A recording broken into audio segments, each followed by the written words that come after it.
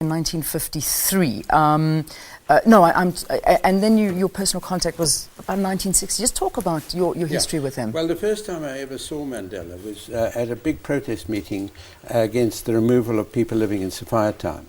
And it was a very angry meeting, and the police had surrounded it, and they were determined, I think, to break it up. They rushed on the platform, pulled off Yusuf Kachalia of the Indian Congress, and the crowd were ready to riot. And suddenly I was aware that Mandela was on the platform.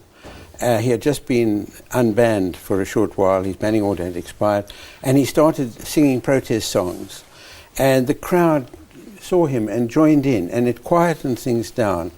And on that occasion, I just admired so much his control, his calmness, his ability to take a quick decision. And then I didn't have a lot to do with him until around 1960, after he was on the treason trial after the state of emergency, and then he went underground in order to organize the stay-at-home protest against the declaration of an all-white republic. And that's when I was asked to help him and support him in that. And he was a wonderful man. He was staying at the LILLIESLEAF farm, and I would go and fetch him, take him to meetings, or carry him messages. And his first concern was always personal. How are you? How is your family? And when we were driving, he was in the front seat, and he loved to sing. And we would sing from a musical at the time called King Kong, of which he was particularly fond. And that's how I got to know him. And then subsequently he was arrested, and he asked me to act as his legal advisor in his trial for incitement to strike. And I mean, I could go on and tell you some wonderful anecdotes about him during that trial. Which I can imagine, and you talk about it quite extensively in your book. Yeah, I do, yes. Uncovering.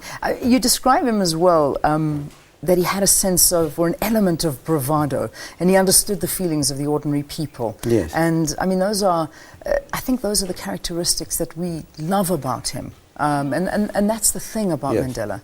He wanted to arouse the, if you like, sleeping giant of his people's anger with white domination.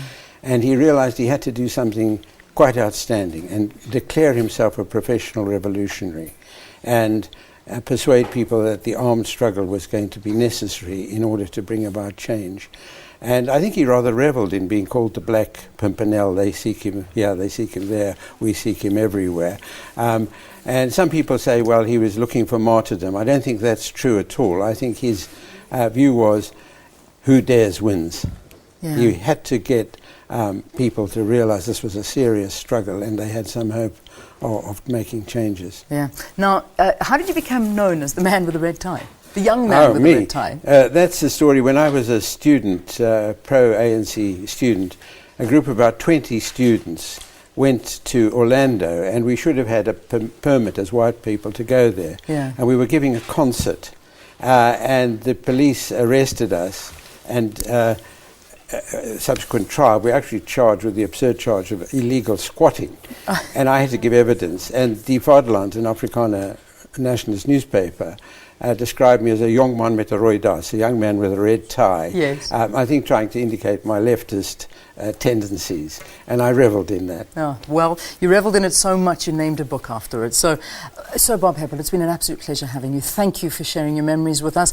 If you want more, the book is out, Young Man with a Red Tie, a memoir of Mandela and the Failed Revolution, 1960 to 1963, an extensive book covering the life of Sir Bob Hepple, and most definitely something that's well worth reading into the history of South Africa.